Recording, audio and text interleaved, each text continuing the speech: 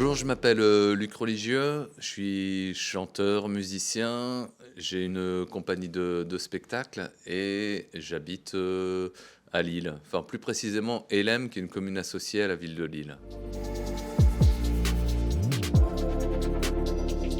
Il y a un moment déjà, c'est en 2011, j'ai acheté un premier vélo cargo, un triporteur, pour éviter d'acheter une seconde voiture pour emmener mes enfants à l'école, à la crèche et à leurs activités. Et en fait, j'ai acheté un triporteur et non pas un biporteur qui est beaucoup plus facile à conduire.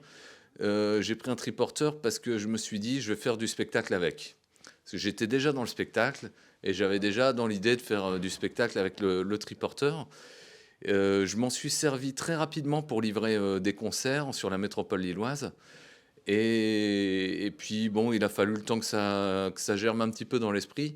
Et en 2014, j'ai monté un premier spectacle jeune public avec le triporteur, où le triporteur me servait à transporter les instruments. C'est un spectacle sur le jardin potager. Et pas du tout sur le vélo, mais j'arrive en triporteur avec une remorque en plus, donc c'est convoi impressionnant, avec des instruments de musique et des légumes frais de saison. Et je présente le jardin potager aux enfants en chanson. Et ça a donné naissance à la compagnie du triporteur. Depuis, ça a pas mal évolué. Et, euh, et récemment, je me suis dit, c'est paradoxal, je fais, je fais beaucoup de kilomètres au volant d'un fourgon pour livrer mes spectacles, parce que le triporteur, il est très bien pour le spectacle, mais pas trop bien pour rouler quand même au final, faut l'avouer, il n'a pas d'assistance électrique. Et si tu as déjà roulé en triporteur, tu sais que ça se conduit pas vraiment comme un vélo et que les moindres bosses, c'est compliqué. Donc, je me suis récemment lancé dans un projet où j'ai fait l'acquisition d'un vélo biporteur à assistance électrique et je suis en train de faire fabriquer une remorque pour mettre le triporteur de spectacle derrière pour pouvoir livrer les spectacles jusqu'à 60 km autour de l'île et faire des tournées à vélo aussi. Voilà. Oui, tout à fait. Ben, je vais changer de gapette, effectivement. Alors, je suis, je suis administrateur sortant, j'ai pas renouvelé mon mandat, mais je suis bénévole actif de la DAV. Alors, désolé, j'ai mis la gapette des boîtes à vélo, dont je fais partie aussi, parce qu'à la DAV, on n'a pas encore de gapette, mais ça ne saurait tarder. La DAF, c'est l'association droit au vélo. Donc, on est une vieille association, peut-être une des plus vieilles des associations en France. On compte 3000 adhérents sur la région Nord-Pas-de-Calais. Faut pas se mentir, il doit y avoir la moitié des adhérents qui sont sur la métropole lilloise.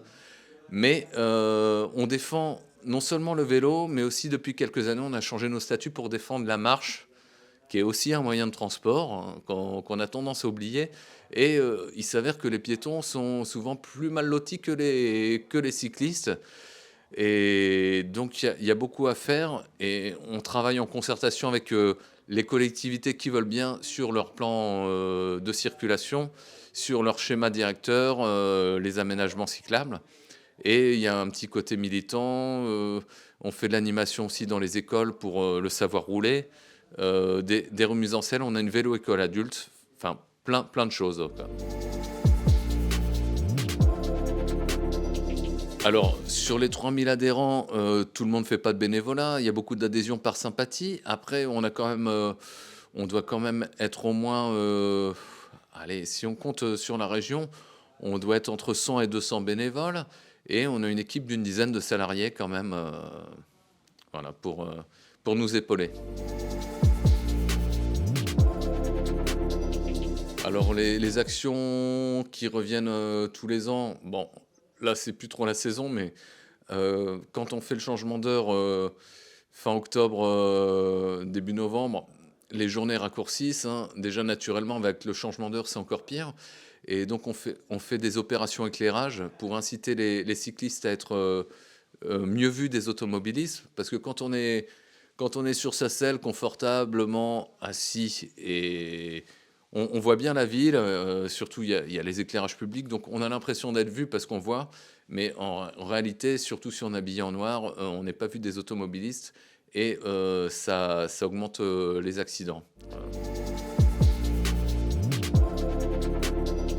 Ben, un dernier mot, moi j'ai envie de dire qu'à vélo, la vie est bien plus belle. Donc voilà, j'incite tout le monde à essayer de prendre son vélo et de voir la ville autrement. Super, merci. En vélo, la vie est plus beau.